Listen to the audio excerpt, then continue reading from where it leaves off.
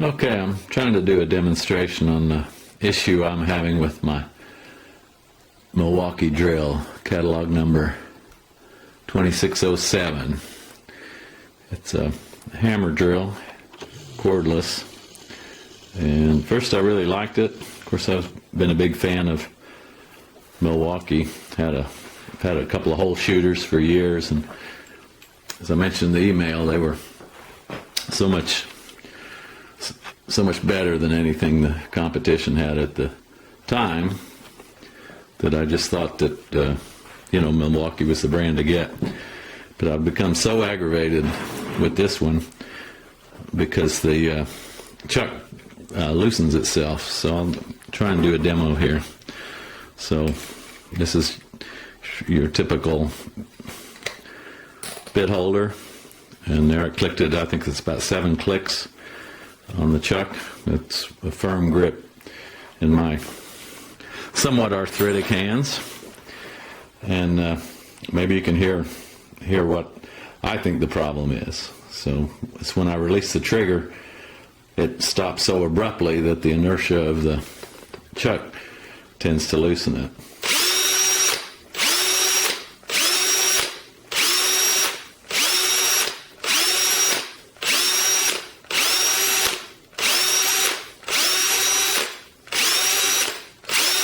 There, and you see it's just falling out.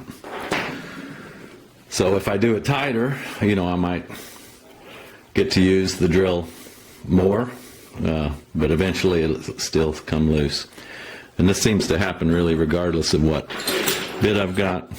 Of course, this is a Tapcon hammer drill bit, and use those a lot because it's a hammer drill.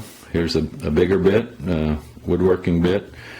So it doesn't really seem to matter how big it is. This is the one I've been using that just put me over the edge. It's a little wood screw bit, so it's not all that long where it goes in the chuck. But for comparison, and what really brought this to my attention is that for the current project, I'm borrowing my wife's drill as well. So I've got one that's doing the drilling and the other's driving the screws. So I'll just do a similar example here. So maybe only 3 or 4 clicks on it, and so not very firm at all. One thing to note is that on the Makita, I can actually grip that chuck a lot more easily. It's not really rubber, but it's a much more grooved, grippable. Whereas the Milwaukee, you can see I've had to use pliers on it to get it to where it doesn't loosen, and then I can't undo it if I need to change bits before it works itself loose anyway. But just listen to the difference in the clinking, or the clunk, when I let go of the trigger.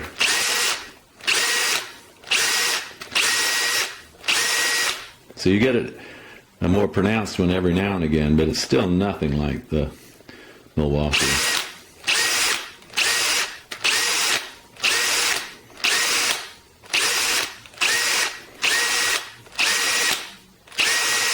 And I have never had this one come loose. Even then, when I just undid it, it still had a firm grip on the bit. So I got your letter, and it said to mail it back, and I appreciate that. But before I do that, I just want to make sure that they don't just see that it acts like all of the Milwaukee drills of that model, because if they all act like this, which I kind of suspect they do, this has always done it since I bought it new, then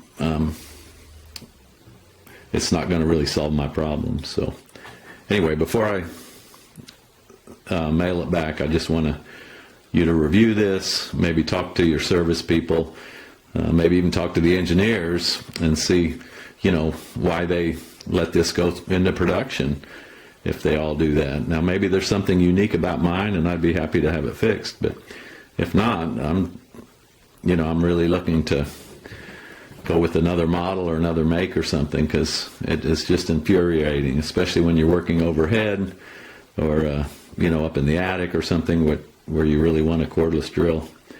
And then you have the bit fall out. All right, thank you very much. So I was waiting for this Milwaukee power drill to come in. Brand new power drill. New. This is the way it came. It's not in a Milwaukee box at all, but rather a plastic bag. Great. And took out the plastic bag, and the button's broke. The reverse and forward button is just lapping back and forth. Put it in the battery. The light comes on, but there's nobody home. Nothing at all. Put it on. Drill. Nothing. Nothing. Nothing. It's just broke, man. Send me a piece of junk. Not even in the Milwaukee box with the barcode and stuff. Man, I hope you make good on this. You sending junk out though, that's not cool.